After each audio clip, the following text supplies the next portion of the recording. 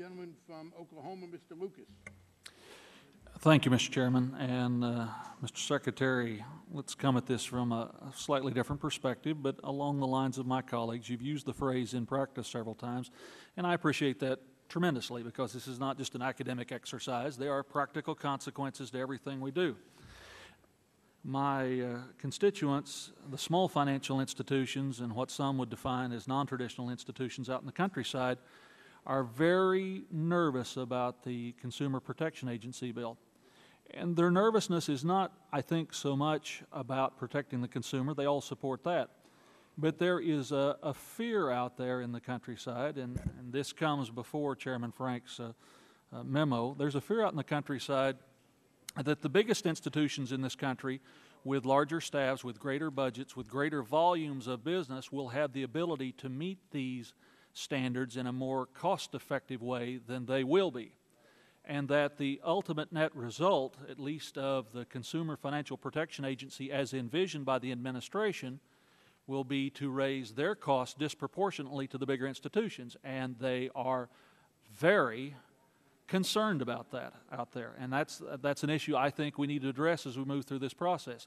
And to touch on a slightly different subject, and then whatever comments you might have, sir, on the derivative side of the equation. Sitting on the Ag Committee, we have a little bit of involvement in those issues.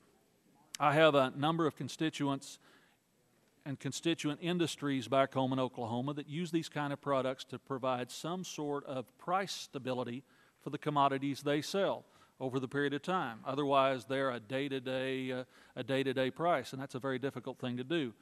They have expressed extreme concern to me, and I think there's some legitimacy to this, that depending on how in the administration's proposal we address these capital and margin requirements, they're concerned, and I think legitimately, that potentially they would be driven, because they still need the price stability. They've got to have the product.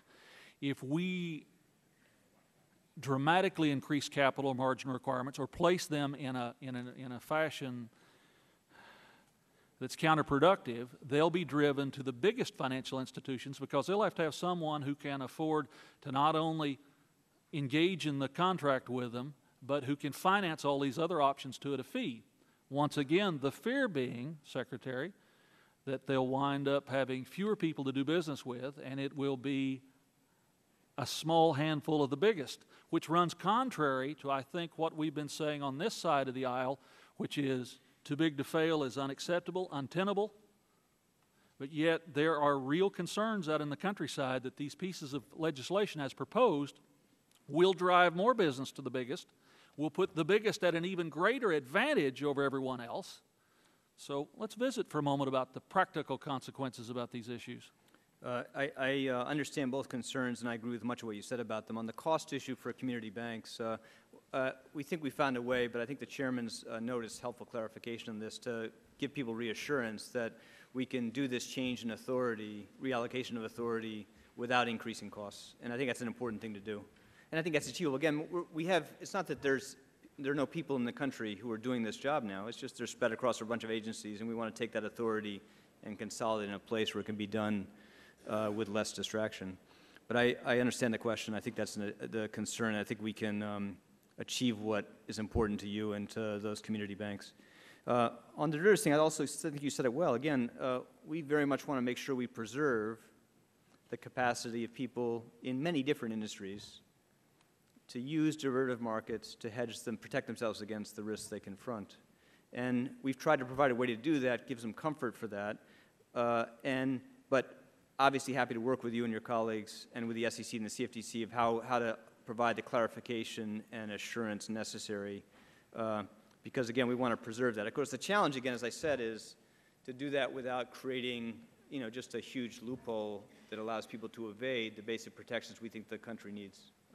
But I think you framed the concern right, and we're very much willing to work with you all on how to do that. Because after all, Secretary, in my region, we went through both an agricultural and energy property boom, bust, and bubble in the 1980s. We were slaughtered economically. We did not receive capital injections. Our industries were not propped up. It took us 10, 15 years in some segments to recover from it.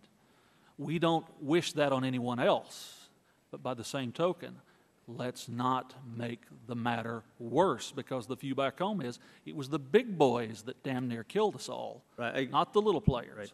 And I think you're right. Again, people who provide that protection, write those commitments, whatever the form is, they need to hold margin and capital so it allows them to meet those commitments. And that was the big failure in the system. Thank you, Mr. Secretary. The gentleman